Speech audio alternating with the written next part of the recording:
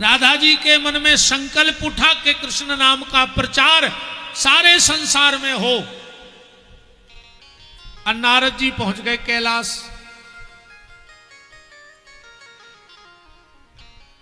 पशुपतिनाथ जी थे नहीं, कहीं गए थे घूमने। अब गौरा मैया बैठी थी। आओ गुरुजी, बहुत दिन में आए। अब नारद जी बोले देखो पार्वती ऐसा है, आजकल लोगों ने हमारा बदनाम कर दिया है कि गुरुजी आएंगे नारद जी आएंगे तो झगड़ा होगा। इसलिए आजकल हम गृहस्थी के घर जाते ही नहीं, आजकल हम शहर के बाहर बाहर घूमते हैं। पार्वती जी बोली गुरुजी हमारे घर आ जाया करो, हमारे घर में कोई दिक्कत नहीं है। नारद जी बोले क्यों, कभी तुम्हारे घर में झगड़ा नहीं होता? बोले नहीं नहीं, हमारे यहां हमारे वो बहुत अच्छे हैं। अच्छा एक बात और है, जिसकी पत्नी तारीफ करने लगे कि मेरा पति अच्छा है, समझ लेना वो वास्तव में इंसान अच्छा है। जबकि माताएं कभी तारीफ नहीं करती पति की, ये बिल्कुल गारंटी है। एक दो बार तो वे कह दें कि हम सांगरिया भोग रही, कोनो और मिली होती तो पता पड़ जातो। अच्छा तुमने सबने कहा होगा, एक आध बार तो कही होगी कि बस तो हम जैसी सीधी मिल गई। आहा क्या सीधी, अरे राम राम राम। हम आप लोगों की बात कर रहे, तुम्हारों में तो दम है नहीं इतनी कहवे की, है नहीं है। तो हम तुम्हारा पक्ष रख रहे हैं, तुम्हारी तरफ से वकालत कर रहे हैं। बोलो है ना ऐसा कि नहीं है? दो शिकायतें माताओं की बिल्कुल आम हैं। पहली, गुरुजी ये मेरा बेटा है तो बहुत दिमागदार, पर पढ़वे में मन नहीं लगे। आज तक उन्होंने जाने कही कि जो एक नंबर को मूर्ख है ऐसे नहीं पढ़े। हाँ गुरुजी उसो तो बहुत दिमागदार है, लूघर दिमागदार है जब पढ़ नहीं रहा हो तो। और दूसरी बात क्या कहेंगी, गुरुजी इनको स्वभाव तेज है, इनकी दम है कि जो तुम्हारे घर में स्वभाव तेज कर लेवे, है इनकी औकात, ये तो तुम्हारे मारे मुंह नहीं बोल पा रहे। जी अपने माँ बाप से नहीं बोल रहे। अच्छा आजकल एक और खतरनाक सिस्टम चल रहा है, सगे बाप से बेर बांधे, वो ससुर से कहते पापा जी, बाप से बेर बांधे ससुर से कह रहे पापा जी, ये पापा जी आए जन वो मर गओ गरीबी में तुम्हें पाल पोस के पड़ा से करे, वो से तुम बेर बांधे और ससुर से कहते पापा जी आए, पापा जी जी आए। नकटा बेशरम, मारा जा रहे फांसी लगा के, वो तो पुरुषोत्तम आए सो तुम्हारे बचे हो, हम बताओ थे तुम्हारे फिर अब भी ईमानदारी से। हम सोच रहे काय को अच्छी अच्छी हो जाए और रह गए 8-10 दिन।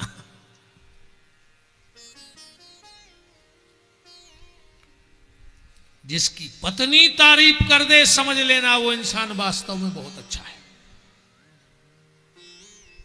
हालांकि तारीफ आजकल तो बहुत ही खतरनाक स्थिति बनी है पति पत्नी की। हालांकि हमारे हिसाब से पति पत्नी को होना चाहिए चांद और सूरज की तरह। हाँ कभी कभी पत्नी सूर्य बन जाए तो पति चंद्रमा बन जाए, और कभी कभी पत्नी सूर्य बन जाए तो पति चंद्रमा बन जाए। फिर देखो तुम गृहस्थी को आनंद। आज की हालत जा है कि तू चंद्रमुखी मैं सूर्यमुखी, तू मुझसे दुखी मैं तुझसे दुखी, चलो दो ही जने छत से कूद जज्जे, हम भी सुखी और तुम भी सुखी, किलकिल मिट्टी। है ना, है स्थिति के नहीं? जबकि कैसी होनी चाहिए गृहस्थी? एक पति पत्नी में भयंकर झगड़ा होगा, पति ने 1 लाख सुनाई, पत्नी आग बबूला, 100 से भी कांटो ऊपर, आखिरी पे पहुंच गया। गुस्से में बोली 1 मिनट नहीं रहूंगी तेरे घर में, अब मर जाऊंगी, मायके चली जाऊंगी चाहे, पर सांस नहीं लूंगी। पति ने समझी आज तो ज्यादा ही हो गई यार, अब तुझे भगा ही दई। पत्नी गुस्से में कमरे में गई, अलमारी खोली और सूटकेस में कपड़ा पटकन लगी। और ये पति ने सोचो अब गई, अब क्या करें? अब अगर और बोल रहे तो और गुस्सा है, अब क्या करें, अब क्या करें? सो पति गया चुपचाप उसी कमरे में और अपनी अलमारी खोल के कपड़ा जमान लगो। पत्नी ने देखो कि हम तो गुस्सा में जा रहे, जो कहां जा रहा हूं, तिरछी नजर करके बोली क्या कर रहे हो तुम? पति बोलो और तुम क्या कर रही हो? पत्नी बोली हम मायके जा रहे, 1 मिनट नहीं रहेंगे तेरे घर में। पति बोलो हम भी ससुराल जा रहे, बच्चे भी लगे हैं कि पापा पूरी छुट्टी निकल गई मामा के, चलो अब हम सोच रहे उसी गाड़ी में हम बैठ जाएंगे, किराया कम लगेगा। पत्नी को हंसी आ गई तो क्या बोली, बस तुम्हारी यही अदा तो मेरी जान ले लेती है। खेल खत्म होगा, इतनी सी तो बात ही है परिवार की। ऐसे जिंदगी जियो, बड़ा आनंद आएगा जीवन जीने का। नोक झोंक तो पति पत्नी में हो, पर उसमें प्यार की चिकनाहट खत्म ना हो उस नोक झोंक में। नारद जी बोले कि देवी कभी झगड़ा नहीं हुआ। अरे पार्वती जी बोली गुरु जी हमारे घर में वो नहीं लड़ते जो जन्म के दुश्मन है। कौन? गाय और बैल एक ही जगह तो रहते हमारे घर में। शिव जी का वाहन क्या है? बैल। अब माता का वाहन शेर, एक खूंटे पे बनते होंगे। सांप और चूहा एक दूसरे के जानी दुश्मन, पर शिव के गले में पड़ा सर्प और गणेश जी का वाहन चूहा, एक ही जगह तो रहते होंगे। मोर का सबसे प्रिय भोजन सांप, स्वामी कार्तिकेय जी का वाहन मोर और शिव जी के गले में पड़ा सर्प, एक ही जगह तो रहते होंगे दोनों। कथा कहना चाहती है कि जिसके घर में भजन होता है उसके घर के जानवरों में भी प्रेम हो जाता है। जिसके घर में भजन होता है उसके घर के जानवरों में भी प्रेम हो जाता है, और जिसके घर में भजन नहीं होता उसके घर का इंसान भी जानवर हो जाता है। हाँ, अगर भजन नहीं है, मंदिर से नहीं जुड़े हो, पूजा पाठ से नहीं जुड़े हो, तो तुम्हारे घर के लोग भी जानवरों जैसा बर्ताव करेंगे। शिव जी बोले कबऊ तो भाई हुज्जे। पार्वती जी बोली नहीं, आज तक नहीं भाई। नारद जी बोले 2 मिनट को भी नहीं भाई। पार्वती बोली जो हम करें भाई नहीं है। नारद जी ने मन में सोची तो आज ही हुज्जे, और अगर आज ने भाई तो हम नारद ने कहा है। फिर नारद जी बोले देवी गर्मी पड़ रही है, हम बार बार काय को भगाता है। शिव जी तो तुम्हें सब बतात हुई है। पार्वती बोली इतनी छोटी छोटी बात, चलो तो फिर तुम ही बता दो एक बात। बोले क्या? बोले मेरे मन में बहुत दिन से शंका थी कि शिव जी के गले में जो मुंडमाल पड़े वो कहां से आए। पार्वती बोली बस इतना ही नहीं बताई। नारद जी ने सोची अपनो काम होगा, तो अब हम चले। अब नहीं लग रहा मन नारद पार्वती को कि गुरु जी रुके कि जावे। इस रास्ते से गए नारद जी और इस रास्ते से आ गए भोलेनाथ। पार्वती बोले उतई खड़े हो जाओ। शिव जी बोले देवी ऐसी तो तुम कहो आज तक नहीं बोली। पार्वती बोली वो छोड़ो, आपके गले में ये मुंडमाल कहां से आए? शिव जी बोले सही बताना, नारद आया था क्या? पार्वती बोली आपको कैसे पता? शिव जी बोले बताओ। आओ तो। बोले अब भाई गए बैठे बैठे। शिव जी समझ गए कि आगी लगा गाओ। देवी उस नारद के चक्कर में मत पड़ो। गुरु जी के खिलाफ एक बात नहीं हो। शिव जी ने सोची बात कर रही जमाई है, अब बात भी सही है। देखो नारद जमावे बात और जमे ने तो गड़बड़ा ही है। देवी ऐसी कोई विशेष बात नहीं है। आवाज बढ़ेगी? ऐसी कोई विशेष बात नहीं है। सत्य यह है कि ये जो मुंडमाल हम पहने हैं ये तुम्हारे ही हैं। हम तुमसे इतना प्रेम करते हैं, इतना प्रेम करते हैं कि तुम जितनी बार मरी हमने तुम्हारी गर्दन काटी और गले में पहन ली। पार्वती ने गिनी 108। बोले हम 108 बार मर गए। शिव जी बोले हाँ। और पार्वती बोली तुम्हें कछु ने भाव, तुम बेई के बेई बने रहे, हम मरत रहे। शिव जी बोले हम कभी नहीं मरेंगे, हम ऐसी दवा जानते हैं। पार्वती बोली हम जानते थे आप भोले हो, आप तो महाकपटी हो। अरे जब ऐसी दवा जानते तो हमें क्यों नहीं पिलाई? शिव जी बोले दवा पीनी है? बोले हां। तो चलो अमरनाथ की गुफा में। अमरनाथ की गुफा में पहुंचे और शिव जी बोले देवी अब मैं अमर कथा कहूंगा, तुमको हुंका भरना पड़ेगा। अब आज के बच्चे तो नहीं जानते ये सब चीजें, पर हम लोग जानते हैं। हमारी दादी नानी दादा हम लोगों को कहानी सुनाते थे।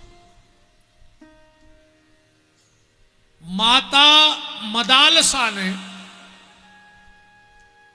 पल्ला में अपने बच्चों को कहानी सुना सुना के और संत बना दे। पढ़ना कभी माता मदालसा के चरित्र को। वो जब अपने बच्चों को पालना झुलाती थी तो लोरी नहीं गाती थी कि तुम तो सो जा बारे वीर, वीर की बलंगे ले गई जमुना के तीर। वो वेदांत के सूत्र गुनगुनाती थी। बेटा थोड़ा सा समझदार होता था और जंगल चला जाता था भजन करने। अब आज के बच्चे कहानी वहानी तो जानते नहीं, कार्टून देख रहे हैं मोबाइलों पे। सो जे भी कार्टून ही बने फिर रहे। अज्जे मेरे भज्जा जे तना बड़े बड़े आदमों की औलाद दद्दा क्या बने रे जी। बाल कटवा है सो ये तरफ के कटवा लें, ये तरफ के कटवा लें, बीच में मुर्गा कैसी कलगी धरे पूरी कॉलोनी में भी फिर रहे। या कौन सी फैशन आए। इनमें कई लोग ऐसे बैठे होंगे जिन्होंने फटे कपड़े सिल के पहने होंगे। फटे कपड़े सिल के पहने जाते थे और आज सिले कपड़े फटा के पहने जा रहे हैं। ये बड़े बड़े आदमों के मोड़ी मोड़ा जवाब थे, ऐसे लगा जैसे कि हम मोटरसाइकिल पे से गिर के छो लगाए हुए हैं। घुटनों पे पेंट ही नहीं है, नाव को नाव पेंट पटा लो दाल दूरियों ने। हाँ आजकल फटे कपड़ा पेर वो फैशन होगा। बताओ क्या यार ये फैशन। एक और तमाशो देखो आजकल, हम तो देखत रहे थे। तनक पैसा भौरों ने 1 लाख कुत्ता, 150 पेरो पेंट, अब पूरी कॉलोनी में पे फिर रहे डिंडू में कुत्ता लाए। अरे इंसान इंसानों में के संग घूमत है, तुम अपनी जात बरादरी के संग काहे घूम रहा है? बोलो। घर में गैया नैया कुत्ता है आदमी के, देखो तो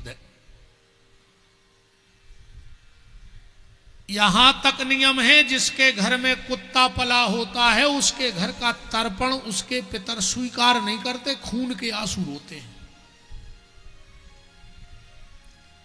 यहां तक नियम है कि अगर ब्राह्मण किसी के यहां प्रसादी करने जावे श्राद्ध में और उसके घर में कुत्ता दिख जावे और ब्राह्मण के मुंह में अमृत भरा हो तो उसे थूक देना चाहिए, उसका घर त्याग के भाग आना चाहिए। एक बात और सुन लो माता जी हरो, माताओं के लाने श्राद्ध को भोजन न करो चाहिए, को के श्राद्ध खावे न जाओ करे, बिल्कुल प्रमाण जी को चाहे होगा ये एक बात को सो चैलेंज से दे हैं, जब तैसे चिल्ले आ रहे हैं तो कछु दम कहाई।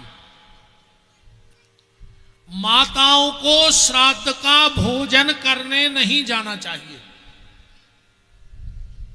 और ऐसा नहीं ब्राह्मण की पत्नी भी किसी के घर श्राद्ध करने न जाए अगर वो अपने बच्चों का अच्छा भविष्य चाहती है तो।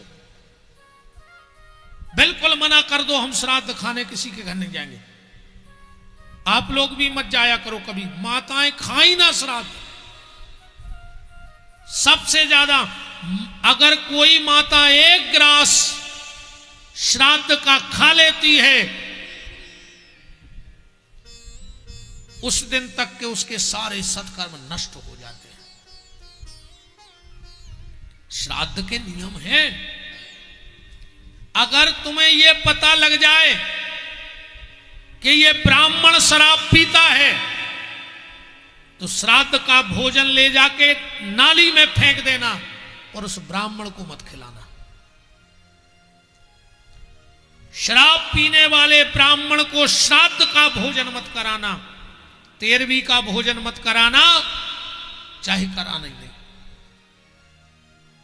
शास्त्र में यहां तक है कि अगर तुम्हें योग्य ब्राह्मण न मिले श्राद्ध के दिन तो तुम किसी भी जाति के हो अपने भांजे को बुलाओ, उसके पैर धुलाओ, टीका लगाओ और उसको भोजन कराओ और उसको दक्षिणा दे दो तो तुम्हें श्राद्ध का फल मिल जाएगा।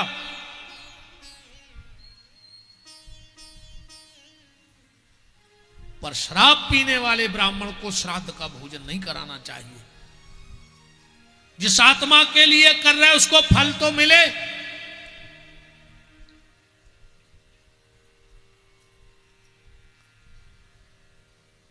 बात चल रही है बच्चों पे। अपने बच्चों को बुरी नजर से बचाना पर बुरी संगत से बचा लेना। हाँ, एक कहानी से समझना। जो भी माँ बाप चाहते हो कि हमारे बच्चे अच्छे निकलें तो इस कहानी को जिंदगी भर याद रखना। एक मित्र के घर उसका मित्र आया। मेरे पास बहुत बड़ी बड़ी बातें नहीं हैं, न वेदांत की बातें हैं। जब हम ही को नहीं आए तो हम तुम्हें क्या बता दें। हम खुद ही नहीं आए तो ऊंची ऊंची बातें। जब हमारे चित्ते नहीं चढ़ी तो हम तुम्हें क्या बताएं। पर सिद्धांत की बातें ऐसी हैं कि तुम्हें तुरंत फायदा मिलेगा। एक मित्र के घर एक मित्र आया। दिन भर दोनों बैठे, बात हुई। शाम को जब वो मित्र जाने लगा उसने कहा मित्र अब हम चलें। वो बोला यार अंधेरा हो गया है, कल चले जाना। उस मित्र ने कहा यार तुम हमारा मजाक उड़ा रहे हो, क्योंकि वो मित्र अंधा था। अब अंधा चाहे दिन में चला जाए चाहे रात में, क्या फर्क पड़ता है उसको। अरे बोले नहीं नहीं यार मित्र हम भूल गए थे, हम तुम्हारा मजाक नहीं उड़ा रहे। बोले फिर? बोले तो एक काम करो, तुम एक लालटेन ले जाओ। वो बोलो यार तुम और मजाक उड़ा रहे, अब हम अंधेरा आदमी, हम लालटेन का क्या करेंगे। वो बोला इसको मजाक मत समझना, तुम जब अंधेरे में लालटेन लेके चलोगे तो तुम्हें भले ना दिखे पर जो सामने से कोई आ रहा होगा उसे तो दिख जाएगा कि कोई आ रहा है, तो एक्सीडेंट नहीं होगा। उसने कहा ठीक है। उसने अपने अंधे मित्र को हाथ में लालटेन जला के दे दिया और वो मित्र चला। रास्ते में गए और एक आदमी में घलो सो धम उतरे, दो ही गिर पड़े। वो गुस्से में बोला क्यों रे, क्या अंधा है? ये बोला भैया मैं तो सच में अंधा हूं, क्या तुम भी अंधे हो? बोले नहीं मैं अंधा नहीं हूं। तो बोले मेरे हाथ में जो लालटेन था वो नहीं दिखा। अच्छा वो लालटेन तूफान में बुझ गया था, अब उसको कहां से दिखेगा? बस कहानी इतनी सी है। वो मित्र कौन है? वो हमारी संतान है जो हमारे घर में आई है। वो अंधी है, वो अपना अच्छा बुरा नहीं जानती है। औलाद बच्चे अंधे हैं, उनको क्या पता अच्छा क्या है बुरा क्या है। तो माँ बाप उनके हाथ में एक लालटेन जला के देते हैं संस्कारों की, कि मेरे ये संस्कार हैं, इनसे आगे बढ़ना। पर आज दुनिया में ऐसी आंधी चल रही है कि तुम्हारे संस्कार कब समाप्त हो जाएं, कब बुझ जाएं, इसका कोई भरोसा नहीं है। इसलिए बीच बीच में अपने बच्चों पे नजर रखना कि कहीं तुम्हारे दिए हुए संस्कार समाज और समय की आंधी में बुझ तो नहीं गए। तो बुरी नजर से बचाना अच्छी बात है, पर बुरी संगत से बचाना यह सबसे अच्छी बात है। यह ध्यान रखो कि तुम्हारी बेटी है या बेटा, उसके मित्र कौन है, सहेली कौन है, वो कैसे परिवार से हैं, क्योंकि कुसंग का रंग बहुत जल्दी चढ़ता है। ये विशेष ध्यान रखो कि तुम्हारा लड़का जाता कहां है, उसके दोस्त कैसे हैं, वो बैठता कहां है, या तुम्हारी बेटी की जो सहेलियां हैं वो कैसे परिवारों से हैं, उनका व्यवहार कैसा है। खाली संस्कार का लालटेन दे के फ्री मत हो जाना।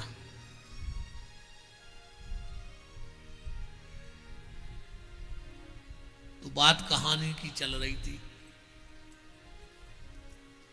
आजकल का खान पीन बिगड़ गया। आज के बच्चे रोटी नहीं खाते, क्या खाते? वो पिज्जा सो पेल खाते, दाल बाटी चूरमा सो होते, दाल बाटी चूरमा सो होते सूरमा, और अब एक खा रहे हैं पिज्जा सो होगा चुज्जा। नहीं है, मैगी खा रहा है जी मोनी मोड़ा कैसे रे भी तुम्हारे केंचुआ से खा ली थे। अरे राम राम, क्या हो ये दुनिया को।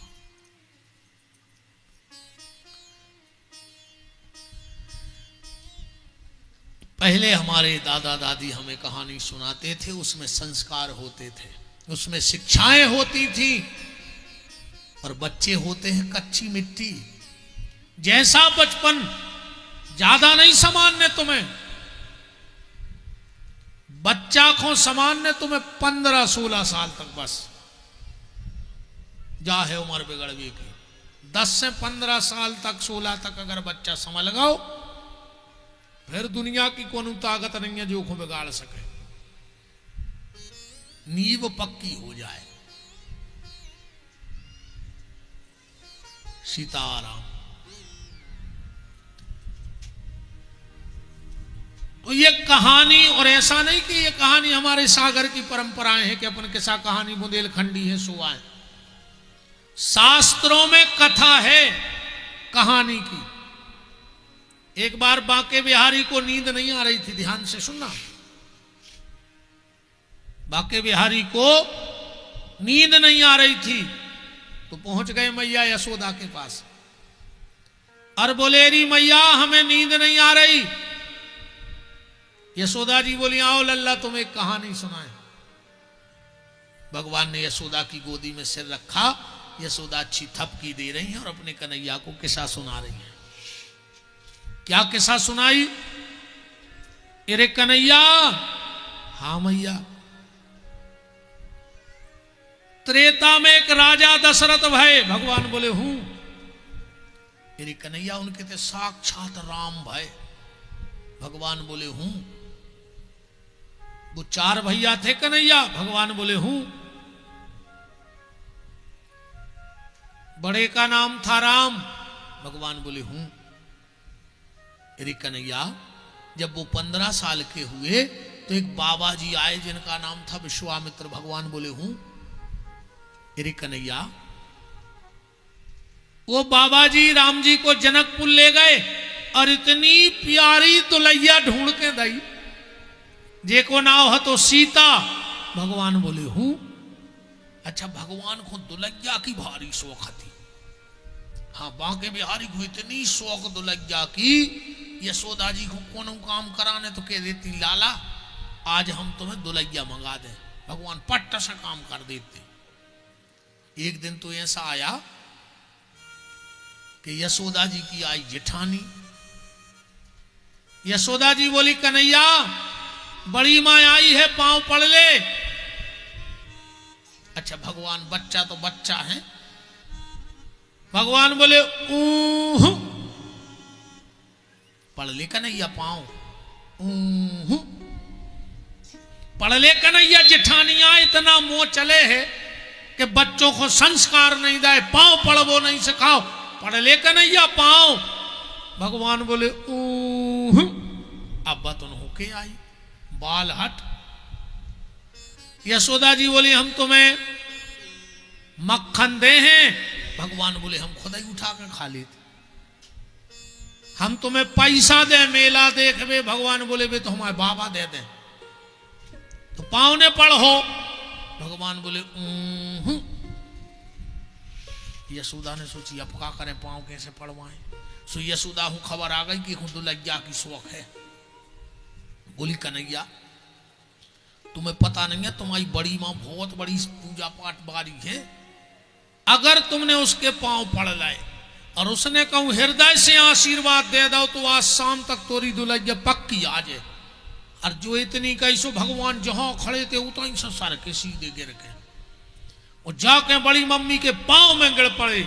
अब बड़ी मम्मी भी इतनी खुश भई कि वाह यार क्या संस्कार था यशोदा ने कि लेट के पांव पड़ रहा हो। सो बड़ी मम्मी ने भी आशीर्वाद दे दो। जाओ कन्हैया, हमारा आशीर्वाद है तो हजारों दुल्हनिये मिले, तोरे हजारों ब्याह होवे। ऐसो आशीर्वाद घलो रे कि 16,108 दुल्हनिये मिली। जो बड़ी बड़ी मम्मी को आशीर्वाद अलग गाओ। यशोदा जी बोली कन्हैया, जब उनका विवाह हुआ और लौट के आए तो उनकी मां कैकई ने कान भर दिए। मैंने परसों भी कहा था या कल कि उतना जहर मुंह का खतरनाक नहीं होता जितना कानों का होता है।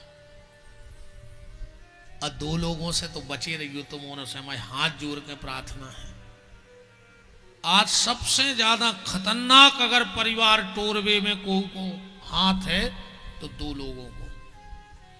इन 2 लोगों ने हर घर की सुख शांति खत्म कर दी। भाई भाई जब किसी का दुश्मन होता है तो 2 चीजों से भाई भाई लड़ते हैं और 2 लोग पूरे घर में आग लगा देते हैं। भाई भाई का दुश्मन कौन है? भाई भाई को कौन अलग करता है? सबसे पहले जमीन की जरीब। जो दिन मकान पे जरीब गिरे थे पटवारी की, वही दिन भैया भैया को दुश्मन हो जाते। और ये में तो बच भी जाते। कई लोगों के मकान बट गए पर उनके प्रेम आज भी जैसे ही तैसे भाइयों में। पर एक चीज बड़ी खतरनाक है, उससे कोई नहीं बचता। एक जमीन पे जरीब और दूसरी जोरू की जुबान। जिस दिन भाई भाई के बीच में पत्नियां आके अपनी नागिन जैसी जवान निकालती हैं, उसी दिन भाई भाई के खून का प्यासा हो जाता है।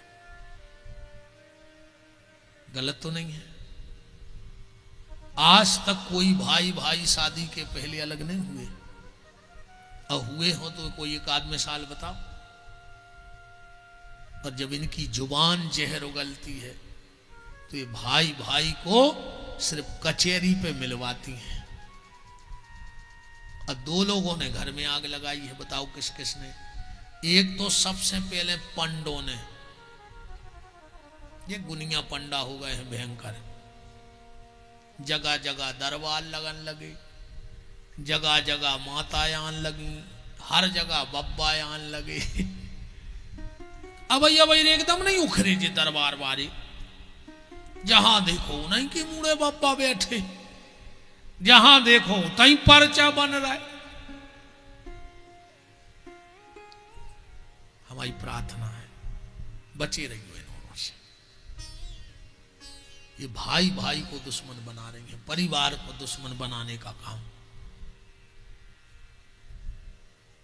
कई उनको माता याद सो तो पहुंची, बोले तुम्हारी जेठानी ने कछु करवा दो है।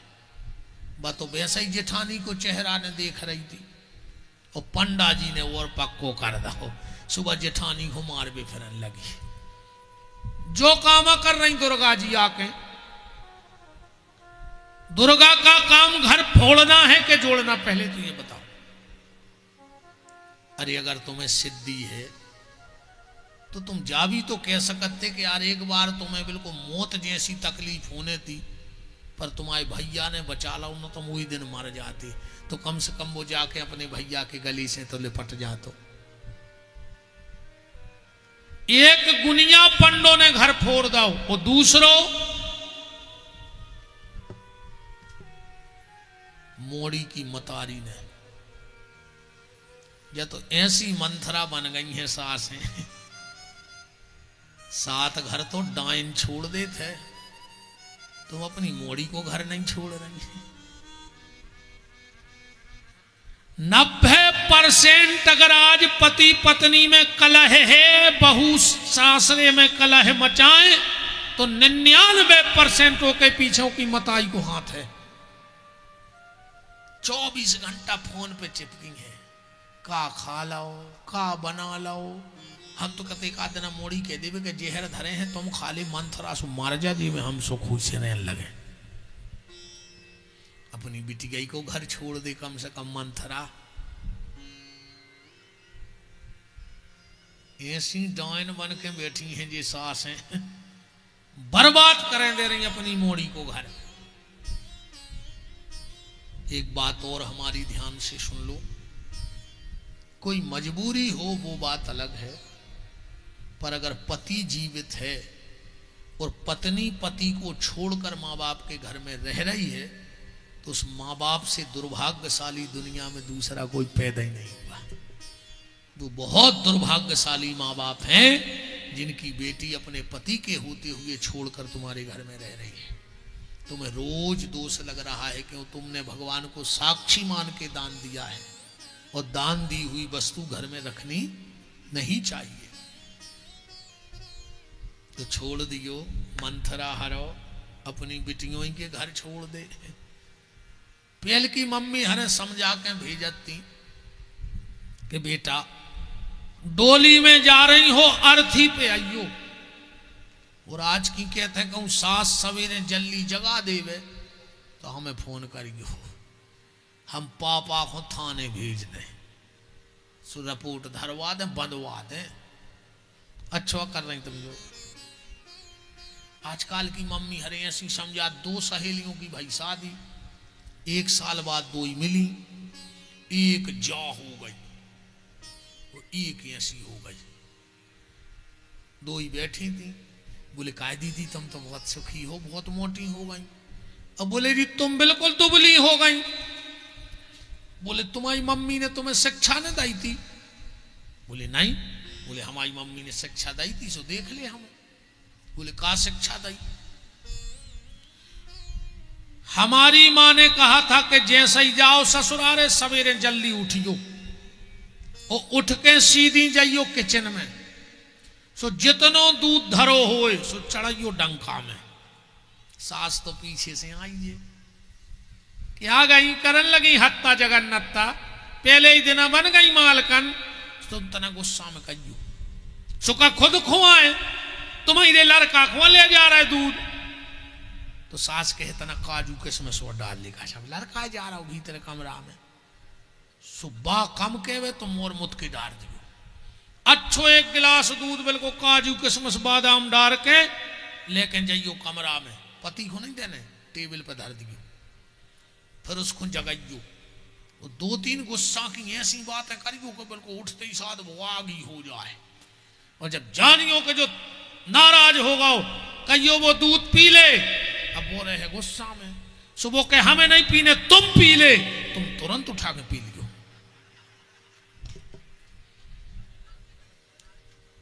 बताओ जा शिक्षा दे रहे हैं। अरे खावे पीवी के तो ठीक है, खूब खाओ, कोई दिक्कत नहीं है, पर घर न पूरो। मैया यशोदा बोली कि उनकी माता कैकेयी ने उनको वन में भेज दिया। भगवान अपनी प्राण वल्लभा जानकी के साथ वन चले गए। पंचवटी में पहुंचे, एक रावण नाम का राक्षस आया और उनकी प्राण वल्लभा जानकी का हरण करके ले गया। और जो इतनी कही, भगवान को कहानी सुनाई रही थी। भगवान बिल्कुल सांप जैसे पूंछ पे खड़े हो गए। लक्ष्मण उठा मेरा धनुष बाण, वो देख तेरी भाभी को ले जा रहा है। यशोदा जी बोली दारी के का पागल हो गओ, हम किसाया सुना रहे। भगवान बोले मैया मैं ही राम हूं। अच्छा भगवान सही भी कह रहे, वे ही तो राम यार। बगल में सो रहे थे बलराम। यशोदा जी ने कही दा उठ के जो पागल होगा, कह रहा हम राम आए। सो बलराम जी को खबर आ गई, कहने लगे मैया मैं लक्ष्मण हूं। यशोदा जी ने कही हद हो गई, पूरे देवता मोरे घर में पैदा हो गए। जो कह रहा हो हम राम आए, जो कह रहा हो हम लक्ष्मण आए। अब ये को बापा है, सो कहे हम दशरथ आए। हम समझ गए कन्हैया क्या आज गांव में कहीं राम लीला हुई होगी। तू है काला और ये दाऊ है गोरा, तो तुझे बनाया होगा राम, वो दाऊ को बनाया होगा लक्ष्मण। तुम वहां से तो मिट के आ गए, पर तुम्हारे भूत नहीं उतरे आवे। पर जो है वो है तो सत्य है, भली मैया नहीं मान रही। तो शंकर जी ने कथा कही, पार्वती जी ने हुंका भरा। 9वें स्कंद में पार्वती जी की नींद लग गई। 10वें स्कंद में भगवान का जन्म हुआ। शंकर जी ने जयकारा लगाया और पार्वती जी की नींद खुली तो पूछी उस राजा के बेटे का क्या नाम था। शिव जी बोले वो कथा तो दोपहर की थी और रात के 12 बजे मैंने जन्म किया। पार्वती जी बोली मेरी नींद लग गई थी। भगवान शंकर ने कहा हुंका कौन दे रहा था। वहां एक तोता बैठा था, हुंका भर रहा था। भगवान शिव ने उठाया त्रिशूल और फेंक दिया तोते के पीछे। आगे आगे तोता, पीछे पीछे त्रिशूल। सुबह सुबह का वक्त था। बद्रिका आश्रम में श्री कृष्ण द्वैपायन वेदव्यास की पत्नी जिनका नाम था देवी बिटिका जमाई ले रही थी। तोता उनके गर्भ में प्रवेश कर गया। त्रिशूल लौट के आ गया। शिव जी से बोला वो तो बिटिका के गर्भ में चले गए। सुबह सुबह शिव जी पहुंचे। व्यास जी उठते ही जा रहे थे। जयराम जी की हुई। भोलेनाथ कैसे आना हुआ सुबह सुबह। शिव जी बोले हमारे घर में चोरी हो गई। तो व्यास जी हंसने लगे। शिव जी बोले यार हम अपनी चोरी सुना रहे और तुम हंस रहे। व्यास जी बोले पहले तो जा बताओ कि तुम्हारा घर कहां है। ये मैं चोरी भाई, और तुम्हारे घरे चोरी करके का को घुमारने हैं। बोलो शिव जी के घर में कोई चोरी कर सकता है को में दम। अब जैसे तक कोनो बहन जी को कान को झुमका गिर जाए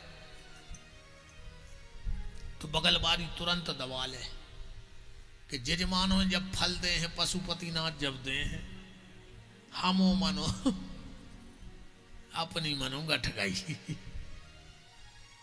कहूं शंकर जी के कान को एक झुमका डंक उठाए निग दे तो क्या जने उठे हो। दबे है को हाथ में।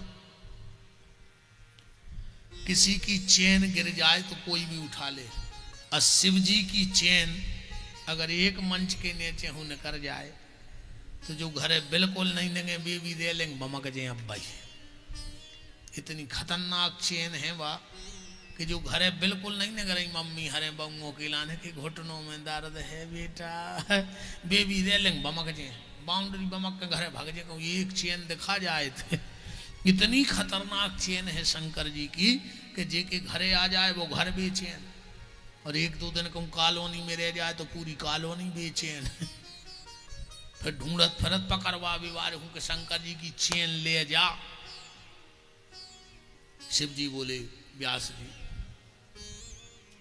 हमारी अमर कथा चोरी हो गई। उस अमर कथा का प्रभाव क्या है? बोले जो सुन लेता है वो अमर हो जाता है। व्यास जी बोले जय हो भोलेनाथ। एक तो कह रहे कि जो अमर कथा सुन ले वो अमर हो जाए, और उस तोते ने तो सुन ली, तो अब वो मरेगा कैसे? शिव जी बोले जा बात तो हम भूल ही गए थे कि वो मरेगा नहीं। व्यास जी बोले वाह भोलेनाथ वाह, ऐसे आइए पशुपतिनाथ। एक बार ब्रह्मा जी ने पूछी इनसे पशुपतिनाथ से कि काय दादा तुम तो बैठे हो, जे को बात है जो मांगा तुम दे जा। शंकर जी बोले सो तुम्हें क्या दिक्कत है भाई, हमारे घर की लगत लग रही, हम तुम्हारे जैसे मंगा के तो दे नहीं रहे उधार। अरे ब्रह्मा जी बोले कि तुम्हें दिक्कत होते, भस्मासुर आया वरदान मांगने कि हम जिसके सिर पे हाथ रखें वो भस्म हो जाए, तुमने कह दिया तथास्तु, वो तुम्हारे ही पीछे पड़ गया। तो लेवे देवे के पहले सोच लेंगे।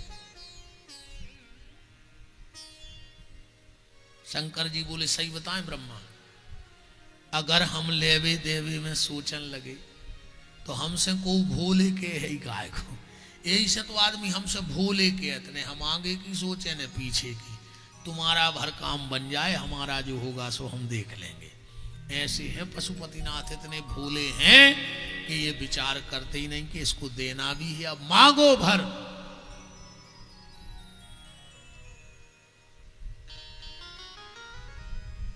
क्या कहें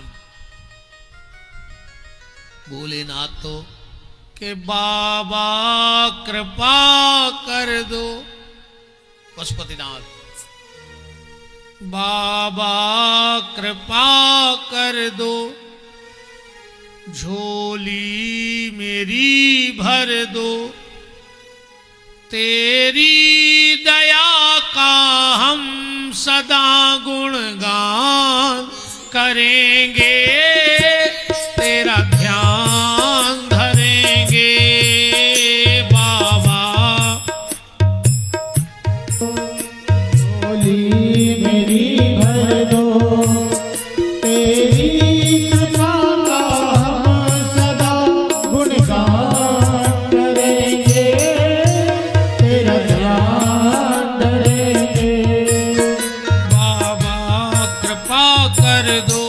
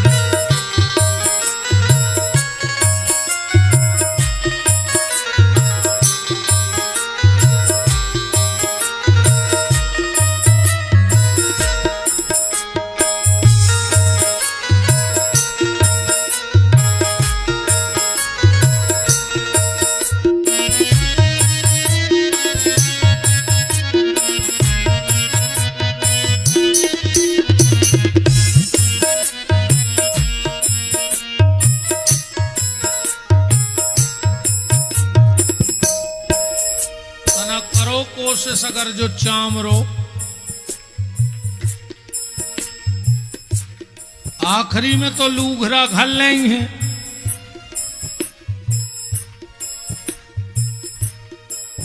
अच्छा अगर जिंदा हो तो ताली बजाओ।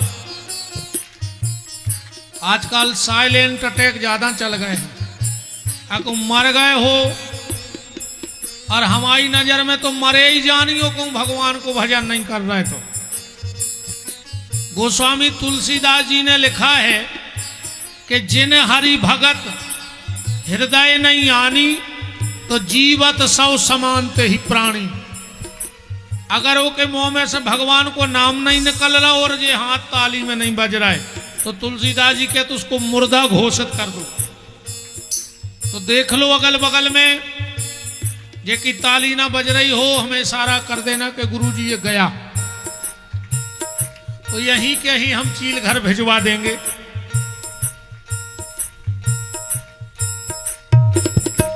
लाखों की भोले तुमने विपदा है टाली, फिर भी भोले मेरी झोली है खाली।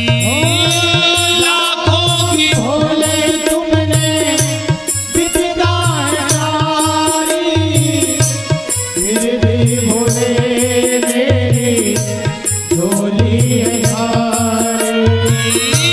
लाखों की भोले तुमने विपदा है टाली, फिर भी भोले मेरी झोली है खाली। लाखों की भोले तुमने विपदा है टाली, फिर भी भोले मेरी झोली है खाली। तेरी दया का हम सदा गुणगान करेंगे, तेरा ध्यान धरेंगे बाबा। कृपा कर दो, झोली मेरी भर दो। तेरी कृपा का हम सदा गुणगान करेंगे, तेरा ध्यान धरेंगे। तेरा ध्यान धरेंगे, तेरा ध्यान धरेंगे। ओम नमः शिवाय, ओम नमः शिवाय, नमः शिवाय, ओम नमः शिवाय। ओम नमः शिवाय, ओम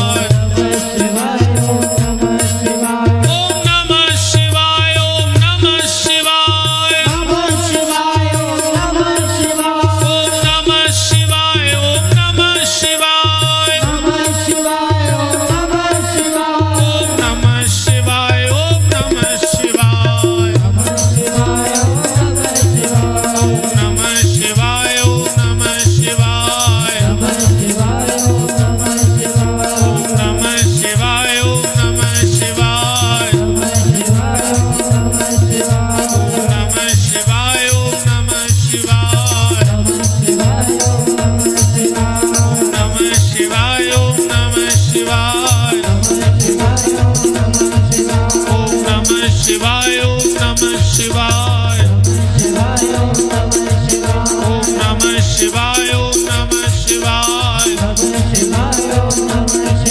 ओम नमः शिवाय, ओम नमः शिवाय, नमः शिवाय, ओम नमः शिवाय। हरे हरे बोले नमः शिवाय, हर हर भोले नमः शिवाय। मिलकर बोलो नमः शिवाय, हर हर भोले नमः शिवाय। नमः शिवाय, ओम नमः शिवाय, नमः शिवाय, ओम नमः शिवाय। नमः शिवाय।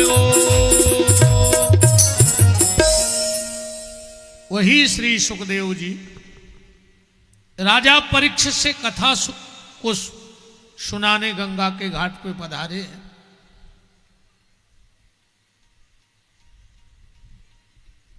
सुखदेव जी के मुंह से पहला शब्द निकला भागवत जी में, बरियाने से ते प्रश्न कृते लोको हितम नृपा। आत्मा विततम पुंसः श्रोतायादिषु या परा। परीक्षित, तूने बड़ा अच्छा प्रश्न किया है कि मरने वाले को क्या करना चाहिए। ये सारा संसार मरणासन है, तो परीक्षित मरने वाला 3 काम करे। श्रोतव्यः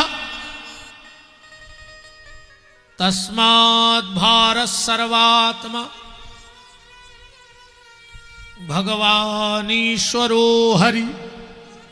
श्रोतव्यः कीर्तव्याश्च स्मर्तव्यः। परीक्षित, मरने वाला 3 काम करे। भगवान की कथा सुने। परीक्षित जी बोले सुनाने वाला ना मिले तो? बोले फिर कीर्तन करें। कीर्तन कराने वाले ना मिले तो? बोले फिर स्मरण करो।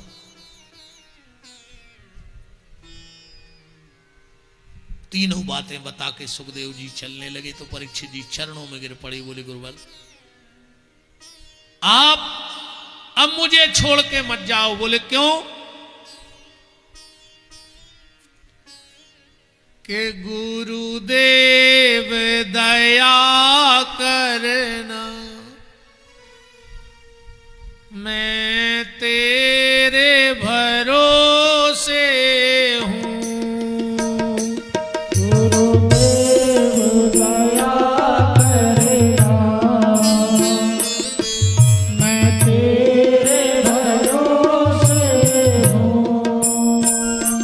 गुरुदेव दया करना, मैं तेरे भरोसे हूँ। गुरुदेव दया करना, मैं तेरे भरोसे हूँ। देखो, जीवन में अगर कोई संकट आवे तो सिर्फ 2 लोगों से कहना, या तो अपने गुरु से कहना और या फिर गोविंद से कहना। क्योंकि रहीम जी ने एक बड़ी प्यारी बात कही है। रहीम जी कह रहे हैं कि रहीमन मन की बात को मन में रहिए गोए। अपने मन की बात को खुद बताओ। रहीमन मन की बात को मन में रहिए गोए। और सुन इठले हैं लोग सब बांट न लई है कोई। तुम अगर अपनों दुख को सुने हो तो वो बांटे ने मजाक उड़ा दे तुम।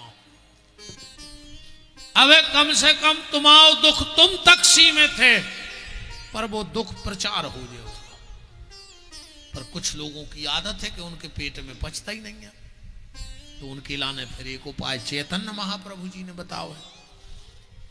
महाप्रभु जी कह रहे पहले तो को से कहो ने, और जब ने पचे तो फिर एक काम करो। क्या? के मन की मन में रहनी चाहिए पहली साल। अजब ने रेवे के मन की मन में रहनी चाहिए। वो कहनी हो तो मनमोहन से कहनी चाहिए। इन आंखों में सदा प्रेम की धारा बहनी चाहिए। तो कहनी हो तो मनमोहन से कहनी चाहिए।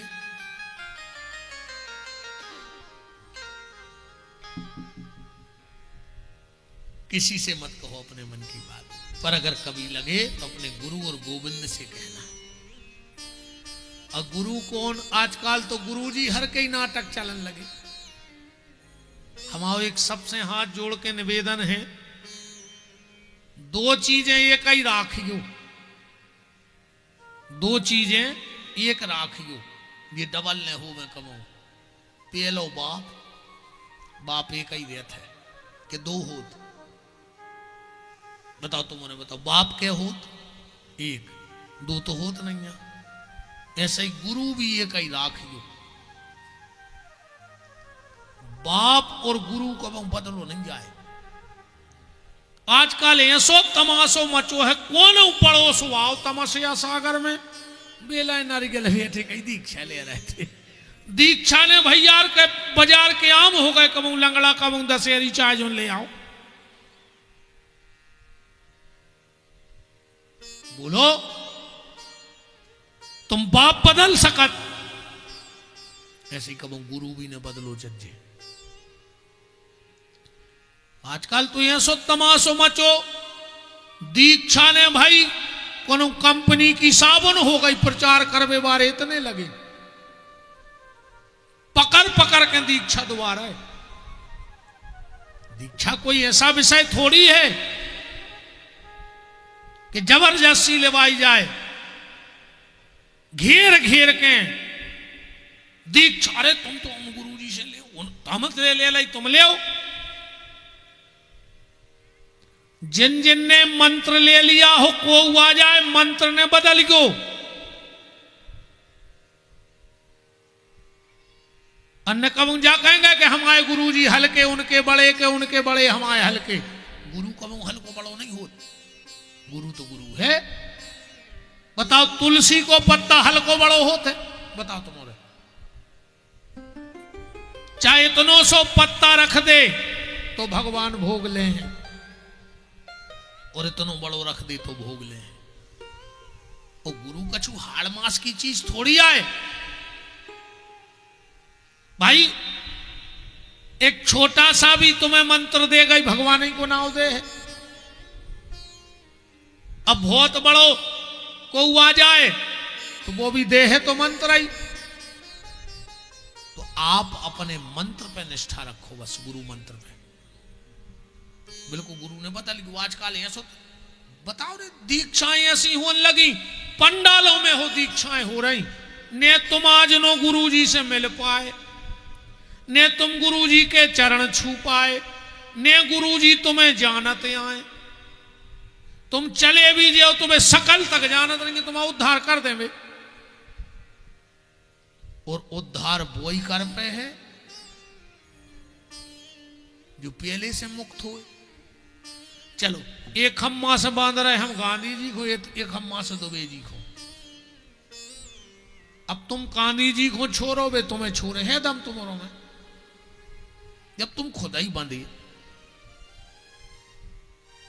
कहीं हम गोविंद से मिला दे, तुम तो मिल नहीं पाया बहनों गोविंद से। बताओ, हम ये मत समझना, बिल्कुल सीधी सीधी बात रखते हैं आदमी के सामने, कोई लांग लपेट की बात नहीं। गुरु मत बदलना, जिसको गुरु ऐसो बनाओ कि अगर आधी रात में तुम्हें आवश्यकता पड़ जाए तो तुम गुरु के जाकर सलाह ले लो।